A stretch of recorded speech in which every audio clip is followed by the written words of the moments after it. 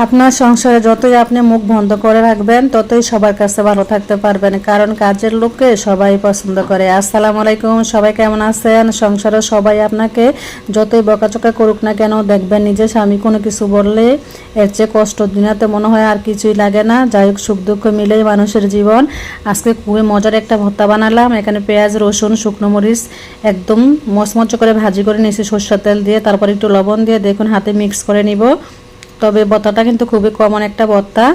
অনেকে বলে আমি ভর্তা খাই না, কিন্তু বানিয়ে সামনে দেন, দেখবেন না আপনার ভাগে আর পড়বে না। আর যাই হোক, আজকে কচুচড়ার ভর্তা বানাইছি। কচুচড়ার ভর্তাটা কিন্তু খেতে খুবই ভালো লাগে। এবছর আমি এই প্রথম বানালাম। আমার কাছে খুবই মজার একটা ভর্তা। আসলে যতই আমরা এটা সেটা দিয়ে মিক্স করি না কেন, হাতে না ধরলে কিন্তু কোনো ভর্তাই এত ভালোভাবে মিক্স হয় না। যাই হোক, আমি একটা চামিচ দিয়ে প্রথম চাইছিলাম মিক্স করার জন্য, চামিচ দিয়ে হয় নাই। এখন হাত দিয়ে ভালো করে একদম মিক্স করে নিব। ভর্তা খাবো, কষ্ট করবো না, এটা কি করে হয় বলেন? ভর্তা খেতে অনেক কষ্ট। যাই হোক, আজকে কচুচড়া ভর্তা দিয়ে ভাত খাবো।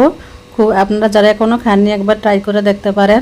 আর সাথে যদি লেবু হয় তাহলে তো আরোই ভালো লাগে খেতে। ভর্তা রেডি হয়ে গেছে।